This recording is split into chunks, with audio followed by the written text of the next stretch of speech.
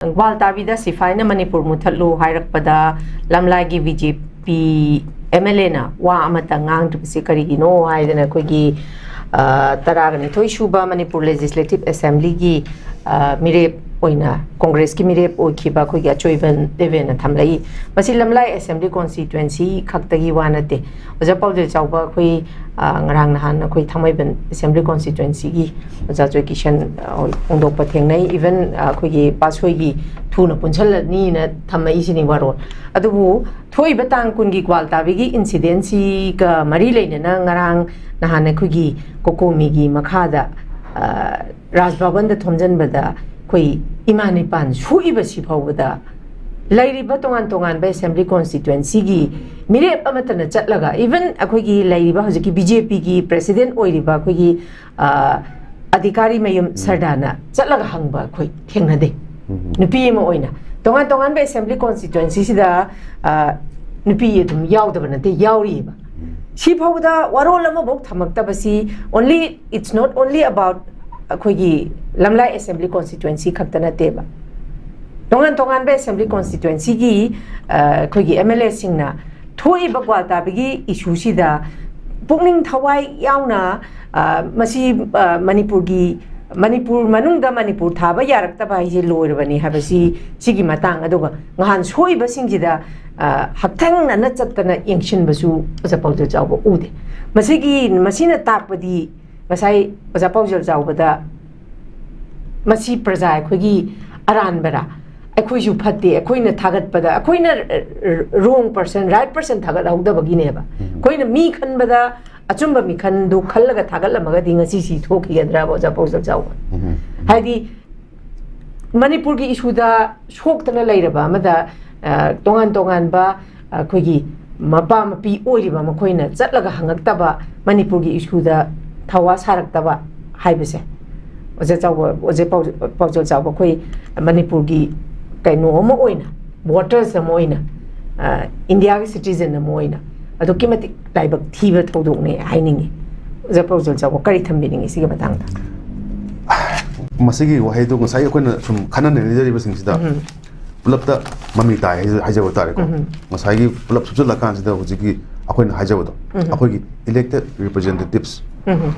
akoigi voters sigi mentality haijaba tare ko sikaramano akoigi ngasai angang sing hai stang hujiki kan lawa ni khongwa ne akoi voter phai phate aduda adagi mantri MLA phai phate haiwa na hayeng keno yelak timing do keno yelak timing do dum as loi ko ni cinema hai sada aina apet no ga hai nang hai sumi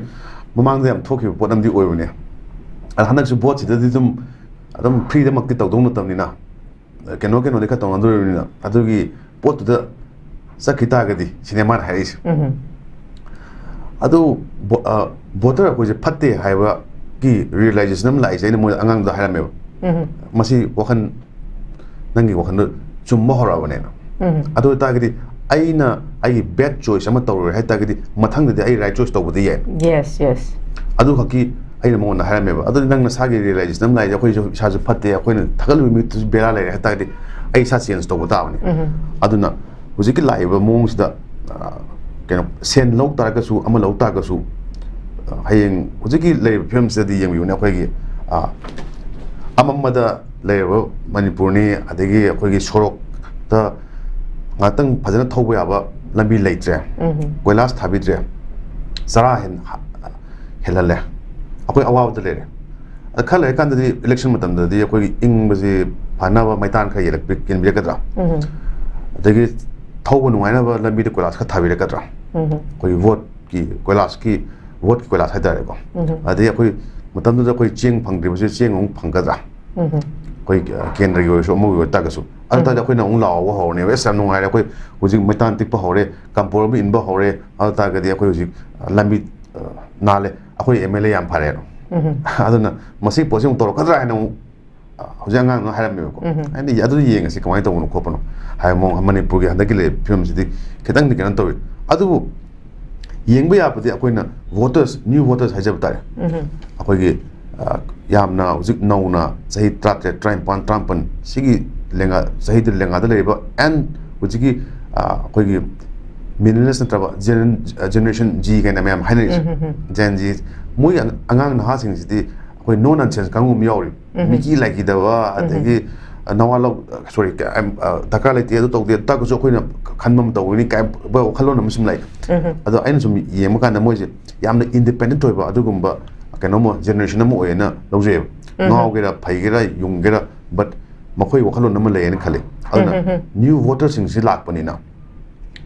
new voters sing se pasha lau ta ka su adum achum ba kangu da thadra kadra natraga new voters na nogi hana sen pire kanda maitan pire kanda koilas thabagi trend je si pamdre akoi ri pamai si qualified over leader akoi pamai je leader karamba leader no have kanda masada younglen saru yawa adugumba leader pamai karamba leader lebaki amadi manipur jigi miyam gi damakta khanba adugumba matik chawa leader ama pamai karamba leader manipur normal si manipur gi tangdu le tawa punchim da miyam propangam adugumba leader ma pami have gi vote mathangi laktu vote 27 gi vote da yamna crucial oina hare hane ba myam sise political parties myam na BJP kya ka to ge Congress kya ka to ge or will NPP play a major factor akoi manipur gi regional party na kar main torok haibagi wakum mayam laturi ana vote naksal lei khuding ge ju akoi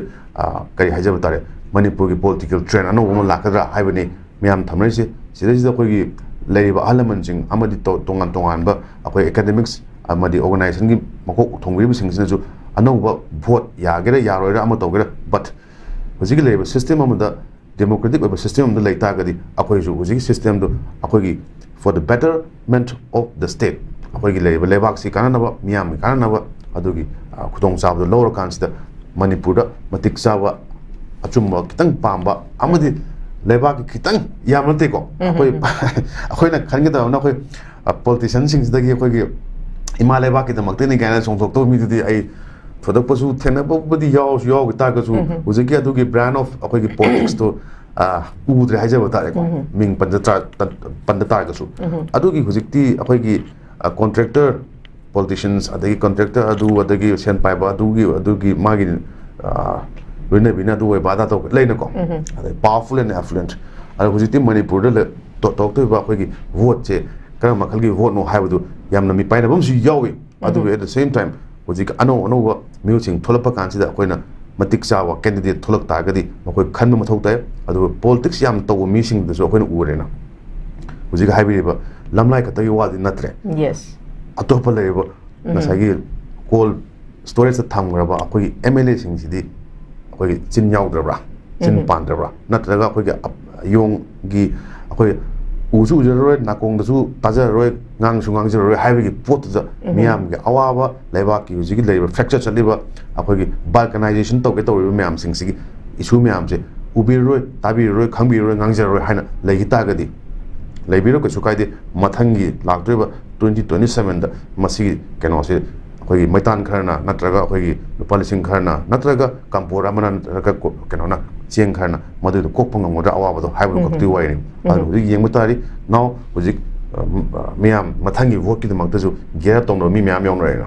ana handa mathang laktu vote de akoi matik sa candidate qualified over candidate at least yam no role of candidate hajab tare ko kitang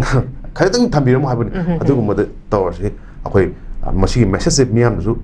nena bi ra kansida matik sawa khunayama akoi gi resident manipur ma puthong na khona bada mathau tai man thamjage